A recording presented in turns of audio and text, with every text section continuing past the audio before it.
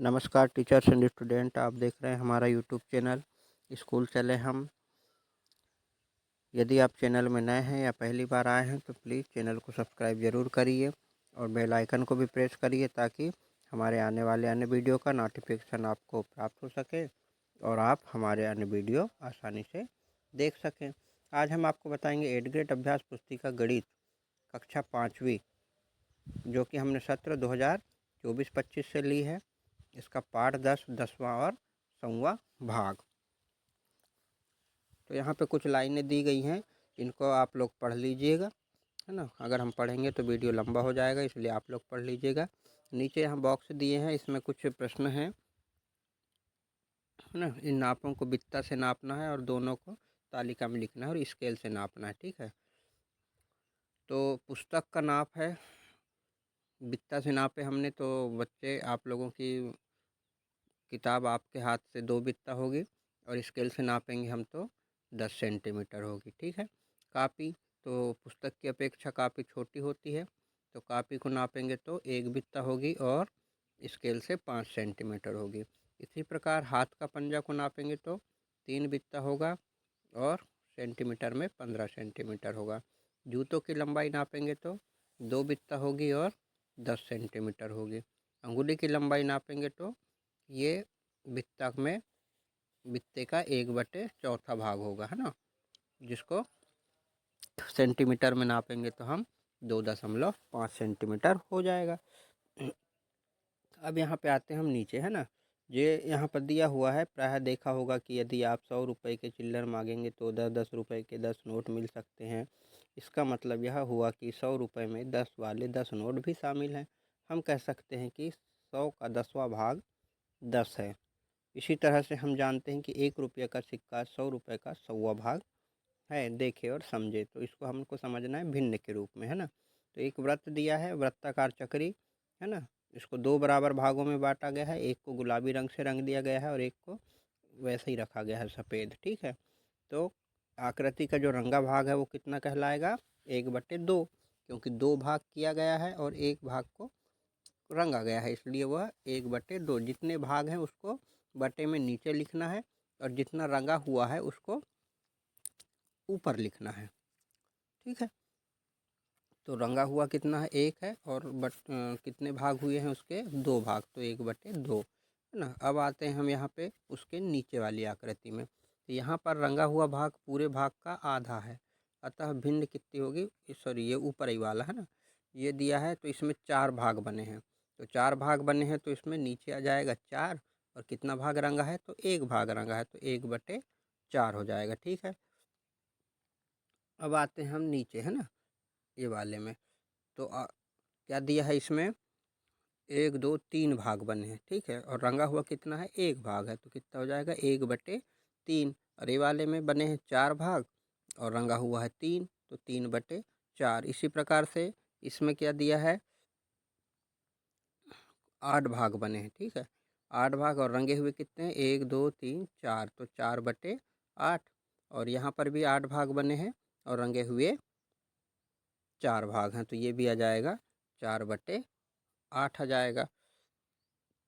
इसके बाद हम देखते हैं 10वां और 100वां भाग पे प्रश्न उत्तर, ठीक है। प्रश्नों को पढ़कर दिए गए विकल्पों में से सही उत्तर चुनकर लिखिए और सामने दिए गए सही घेरे को भरिए। तो 1 सेंटीमीटर 1 मीटर का कौन सा भाग है, तो 1 सेंटीमीटर 1 मीटर का, तो 1 मीटर में कितने होते हैं सेंटीमीटर, 100 सेंटीमीटर, तो 100 का कितना भाग है वो, सॉरी 1 मीटर में कितने सेंटीमीटर होते हैं, 100 सेंटीमीटर, है ना। तो उसका भाग हो जाएगा 1/100वां भाग, ठीक है। फिर है 15 रुपये 8 पैसे को रुपये में कैसे लिखा जाता है, तो इसको कैसे लिखेंगे हम, 15.08 रुपये, ठीक है।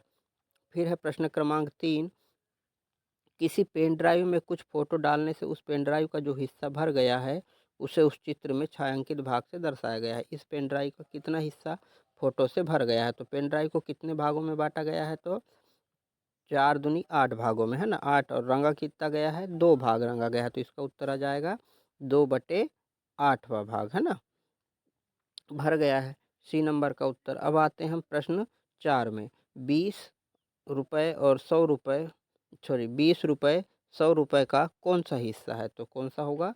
5वां हिस्सा होगा, क्योंकि अगर हम 100 के हिस्से बनाएंगे कितने, 20-20 पर करेंगे तो 5, क्योंकि इसको हम दूसरे तरीके से ये समझ सकते हैं कि 100 में हम भाग दे देंगे 20 का, है ना। तो 100 भागित 20 किए तो 20 का पहाड़ा पढ़ेंगे, 100 से ज़्यादा ना हो तो 20 पंचे 100 हो जाएगा, ठीक है। तो इसका उत्तर आ जाएगा 5वां भाग। और फिर है प्रश्न क्रमांक 5, 0.05 का मान क्या होगा? तो इसका मान होगा 5/100, ठीक। अब आते हैं हम नीचे दिए गए प्रश्नों को हल करिए में, है ना।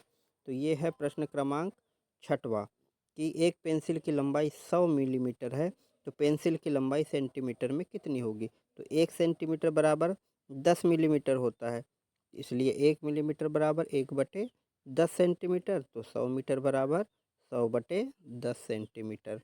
तो इसका उत्तर आ जाएगा 100 भागित 10, 10×100, तो 10 सेंटीमीटर हो जाएगी, है ना। अब देखते हैं प्रश्न क्रमांक 7वां, 100 रुपये के खुले लेने पर 10-10 रुपये वाले कितने नोट मिलेंगे? तो 100 रुपये के खुले लेने पर हमें 10-10 वाले 10 नोट मिलेंगे। वो कैसे? उसको गुणा तरीके से भी हम कर सकते हैं कि 100 10 का पहाड़ा पढ़े 10 बार, तो 10 100 हो गया। और अगर हम दूसरे तरीके से लिए तो 100 भागित 10, तो 10 का पहाड़ा ऐसा पढ़े कि 100 से ज़्यादा ना हो, तो कितना हो जाएगा? 10×100 हो जाएगा, ठीक है। फिर आते हैं हम प्रश्न क्रमांक 8 में, है ना। तो 8 क्या दिया है? आपके विद्यालय के दरवाजे की चौड़ाई कितनी है, नाप कर सेंटीमीटर में लिखिए। तो हमारे विद्यालय के दरवाजे की चौड़ाई 100 सेंटीमीटर है, इसको नाप लीजिए, लगभग 100 सेंटीमीटर ही रहती है ना। अब निम्नलिखित का सेंटीमीटर में बदलना है। 1 सेंटीमीटर 75 सेंटीमीटर, तो कितना हो जाएगा? 1 मीटर का 100 सेंटीमीटर, और 75 का 75, तो 175 सेंटीमीटर। 3 मीटर 55 सेंटीमीटर का, तो 3 300, और 55 का 55, तो 300 धन 55 बराबर 355 सेंटीमीटर। अब 4 मीटर 5 सेंटीमीटर का, 4 मीटर का 400, और 5 सेंटीमीटर का 5 सेंटीमीटर, तो 405 सेंटीमीटर। अब आते हैं प्रश्न क्रमांक 10 में, है ना। दिनेश की लंबाई 1 मीटर 52 सेंटीमीटर है, तो 2 मीटर की लंबाई तक बढ़ने के लिए दिनेश को और कितना बढ़ना पड़ेगा, है ना। तो कितना बढ़ना होगा? दिनेश की लंबाई 1 मीटर 52 सेंटीमीटर है, तो 2 मीटर की लंबाई तक बढ़ना है, तो 1 मीटर 52 सेंटीमीटर मतलब हो गया तुम्हारा 152 सेंटीमीटर मिला के, है ना। और 2 मीटर मतलब 200, तो 200 ऋण 152 घटा दो, तो शून्य में से 2 नहीं जाता, तो यहाँ से उधार लिए 10 में से 2 गए तो 8, और यहाँ बचा 9 में से 5 गए तो 4, और ये 2 में से सॉरी 1 में से 1 गया तो कुछ नहीं, तो कितना आया? 48। तो हमारा उत्तर कितना आ जाएगा? 48 सेंटीमीटर। तो दो दिनेश को 2 मीटर बढ़ने के लिए कुल 48 सेंटीमीटर की और ज़रूरत पड़ेगी, ठीक है। अब आते हैं प्रश्न क्रमांक 11 में।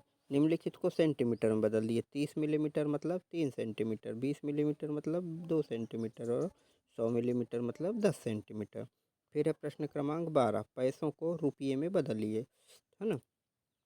कितना पैसा है? 99 पैसा। 99 पैसा कितना होगा? 0.99 रुपया। 75 पैसा, तो 0.75 रुपया या 75 रुपया, है ना। और 50 पैसा हो जाएगा 0.50 रुपया, ठीक। अब आते हैं प्रश्न क्रमांक 13 में। अरुण एक साबुन खरीदना चाहता है जिसकी कीमत 12.25 रुपये है, मतलब 17.25 रुपये, मतलब 17 रुपये 25 पैसे है। यदि अरुण के पास एक 10 रुपये का सिक्का और एक 5 रुपये का सिक्का तथा 3 1 रुपये के सिक्के हैं, तो उसे कितने पैसे वापस मिलेंगे? तो अरुण के पास कुल कितने रुपए हो गए? एक 10 रुपये की नोट है, एक 5 रुपये का सिक्का, और एक 3 रुपये का, तो 10 और 5 15, और 3 18 हो गए, है ना। साबुन की कीमत है 17 रुपये 25 पैसे, तो इसलिए 18 रुपये में से हम क्या करेंगे? 17 रुपये 25 पैसे को घटा देंगे, है ना। तो हम यहाँ पे घटा के देखते हैं। 18.00 में से 17.25, है ना। तो घटाएंगे तो कितना हो जाएगा? 10 में से 5 गया तो 5, फिर यहाँ बचा 9, 9 में से 7 गया तो सॉरी 9 में से 2 गए तो 7, ठीक। दशमलव की दशमलव, 8 में से 7 नहीं जाए, सॉरी 7 में से 7 गए तो शून्य, और 1 में से 1 गए तो शून्य, तो 75, 0.75, मतलब उसको 75 पैसे वापस मिलेंगे। ठीक। अब प्रश्न क्रमांक 14 है, दिए गए चित्र में स्केल की सहायता से मोमबत्ती 1 और मोमबत्ती 3 की लंबाई नापकर उनमें अंतर ज्ञात कीजिए। तो हमने मोमबत्ती देखो 1 2 3 है यहाँ पे ऑलरेडी लिखी हुई है, फिर भी हमने लिख दिया है। तो 3 की लंबाई अब हमने नापे तो 3 सेंटीमीटर निकली, 1 की लंबाई नापे तो 1 सेंटीमीटर लिख ली। तो हम इसको क्या करेंगे, 3 में से 1 को घटा देंगे तो इसका अंतर निकल जाएगा, तो इसका उत्तर आ जाएगा 2 सेंटीमीटर। ठीक। अब आते हैं प्रश्न क्रमांक 15 में, निम्नलिखित चित्र में हर खाना चित्र का 1/100 भाग है, चित्र के आधार पर निम्नांकित प्रश्नों के उत्तर दीजिए। तो यहाँ पे हमको सबसे पहले क्या करना है, खाने गिन लेना है। ठीक है, चित्र में कितने खाने दिए हैं, तो यहाँ से देखिए 1 2 3 4 5 6 7 8 9 10, और इधर से 1 2 3 4 5 6 7 8 9 10, तो कितने हो गए, 10 इधर से 10 इधर से, मतलब 10 दहम 100 हैं, है ना। 100 खाने ऑलरेडी दिए हुए हैं हमारे पास। अब हमको क्या देखना है, अच्छे से गौर से चित्र को देखना है। उस कुछ में डब्बों में खड़ी लाइन है, कुछ में आड़ी लाइन है, कुछ में तिरछी लाइन है। ठीक है, कुछ में तिरछी लाइन है। तो हमको क्या देखना है, प्रश्न अ नंबर का दिया है, जो कि यहाँ पे डब्बा दिया हुआ है ब्लू कलर का, है ना, ब्लू कलर का डब्बा है अ नंबर में, और तिरछी लाइन है। ठीक, तो तिरछी लाइन है तो इसमें ये क्या है, बोलता है इस प्रकार से छायांकित भाग पूरे चित्र का कौन सा भाग है। तो पूरा चित्र तो हो गया तुम्हारा 100 भाग बन गए, तो 100 तो नीचे आ जाएगा, है ना।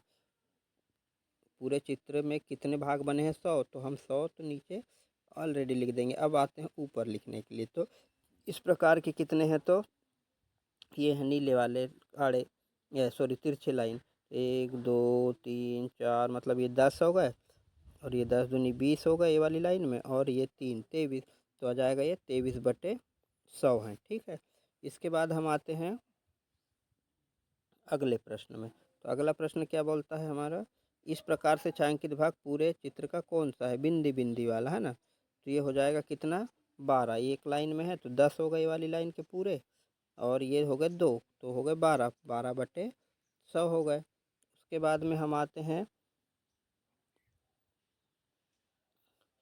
6 नंबर के प्रश्न में, इस प्रकार से छायांकित भाग पूरे चित्र का कौन सा है, रेड वाला। तो ये हो जाएगा 10, और ये 1 2 3 4 5, 15 हो जाएगा, है ना। 5 10 और 5 15 हो गया, तो 15/100 हो गया। फिर 10 नंबर का है 27, खाली वाले बॉक्स, इस प्रकार का पूरे चित्र का कौन सा भाग है। तो यहाँ से गिन लो, 1 2 3 4 5 6 7 8 9 10 11 12 13 14 15 16 17 18 19 20 21 22 23, तो इसमें आ जाएगा 23/100। ठीक है, अब ई नंबर का प्रश्न है 27/100 भाग किस प्रकार से छायांकित है। तो ये जो खड़ी खड़ी लाइन है, ये वाली सॉरी आड़ी आड़ी लाइन, ये वाला है 27, क्योंकि ये 10 ये हो गए, है ना। हम इसको फिर से बता देते हैं आपको, ये 10 हो गए इसमें, फिर ये 10 हो गए 20, और यहाँ से 21 22 23 24 25 26, और ये 27। ठीक है, तो ये 27 हो गए। इस प्रकार से प्रश्न क्रमांक 15 का उत्तर हो गया। अब आते हैं प्रश्न क्रमांक 16 में, निम्नांकित सारणी में दिए गए उदाहरण अनुसार रुपये के हिस्से का सारणी पूर्ण कीजिए। तो पहले दिया है 1/4 रुपया मतलब बराबर हो जाएगा 25 पैसे, क्योंकि रुपये का चौथा भाग 25 ही पैसा होगा, और इसको रुपया में लिखेंगे तो 0.25 रुपया। उसी प्रकार से हमने लिख दिया 1/2 आधा रुपया, है ना। 1/2 रुपया मतलब आधा रुपया होगा, तो उसका हो जाएगा 50 पैसे, और उसको रुपया में लिखेंगे तो 0.50 रुपया। फिर 3/4 रुपया 75 पैसे, और 0.75 रुपया। 1/5 रुपया 20 पैसे, 0.20 रुपया। ठीक, फिर 1/10 10 पैसे, और 0.10 रुपया। 1/20 5 पैसे, 0.05 रुपया हो गया। ठीक, अब आते हैं प्रश्न क्रमांक 17 में। 20 रुपये के एक नोट की लंबाई और चौड़ाई का अंदाज़ा लगाइए, फिर इसे नाप कर अपने अंदाज और वास्तविक माप का अंतर ज्ञात कीजिए। तो 20 रुपये के नोट की अनुमानित लंबाई हमको लगी 7 सेंटीमीटर और चौड़ाई लगी अनुमानित 3 सेंटीमीटर।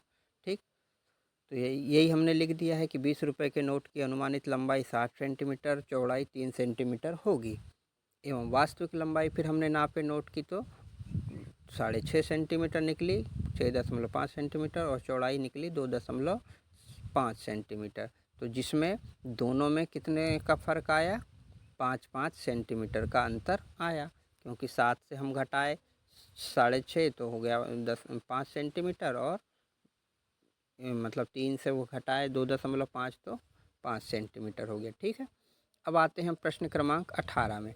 15 जनवरी 2021 को कुछ शहरों के प्रातः 5 बजे का तापमान रिकॉर्ड किया गया। चेन्नई का कितना किया गया, 22.3 डिग्री सेल्सियस, मुंबई का 20.0 डिग्री सेल्सियस, भोपाल का 11.2 डिग्री सेल्सियस और श्रीनगर का 1.7 डिग्री सेल्सियस। उपरोक्त तालिका के आधार पर निम्नलिखित प्रश्नों के उत्तर देना है। ठीक है, तो पहला आ नंबर का प्रश्न क्या दिया है, सबसे अधिक एवं सबसे कम तापमान किन शहरों का है, उसके तापमानों का अंतर बताइए।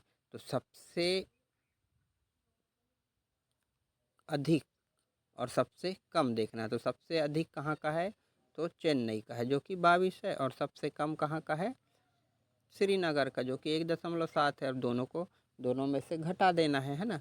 तो 22.3 ऋण 1.7, तो 13 में से 7 गए, 3 4 5 6 7 है ना, तो बचे कितने, 6, और एक में से एक गए, 0 और 2 की 2। ठीक है, तो ये घटाए हमने इसको, तो कितना आया इसका, 20.6 डिग्री सेल्सियस। ठीक, अंतर।